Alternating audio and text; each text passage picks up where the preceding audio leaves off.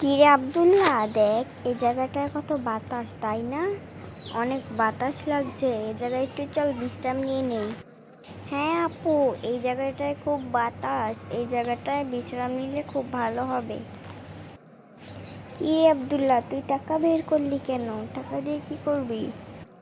আপু, আমি এই টাকা দিয়ে কিছু কেনার পরিকল্পনা করছি, কিন্তু কি কিনবো সেটা বুঝতে পারছি না।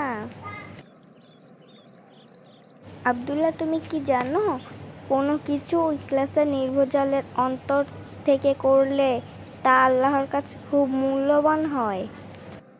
আপু, ইখলাসের নির্ভেজাল মানে কি? আমি তোমাকে বুঝিয়ে বলছি। কোনো কিছু যদি আল্লাহর জন্য নিঃস্বার্থ ব্যবহার করো, মানে আল্লাহর খুশি করার জন্য টাকাটা ব্যবহার করো, কাউকে যার খুব প্রয়োজন টাকাটা দাও, তাহলে আল্লাহ তোমার প্রতি খুব খুশি হবে। আল্লাহকে সন্তুষ্ট করার জন্য যদি এই টাকাটা তুমি ব্যবহার করো, তাহলে আল্লাহ সন্তুষ্ট হয়ে তোমাকে এর থেকে বেশি পুরস্কার দিবেন। হ্যাঁ, তুমি ঠিক বলেছ। এই টাকাটা যদি আমি অভাবীদের দেই, তাহলে তারা কিছু খেতে পারবে। আচ্ছা আব্দুল্লাহ, আমি তাহলে যাই। আচ্ছা, তাহলে তুমি যাও আপু। আপু না বলেছে যে গরিবদের সাহায্য করতে, ওনাকে তো গরিবই মনে হচ্ছে। ওনার কাছে যাই, তারপর আমার টাকাটা ওনাকে দেই। বাবা, আমাকে কিছু সাহায্য করবে?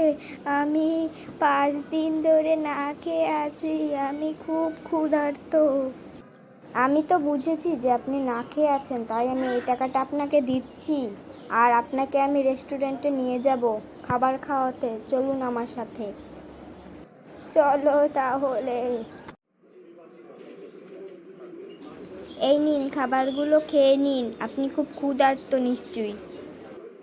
হ্যাঁ অবশ্যই, আমি খাচ্ছি। তুমিও খাও। না, আমি খাবো না, আপনি খান। আমি তো সবসময় খেতে পারি, আর এই টাকাটা আমি গরিবদের সাহায্য করার জন্যই রেখেছিলাম।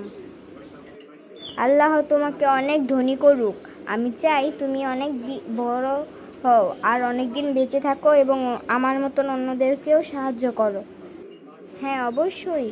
আর বন্ধুরা, আমাদের ভিডিওটি যদি ভালো লাগে লাইক করে চ্যানেলটাকে সাবস্ক্রাইব করবেন, আর বেল আইকনটাতে ক্লিক করতে ভুলবেন না। Thank you for watching video and subscribe my YouTube channel.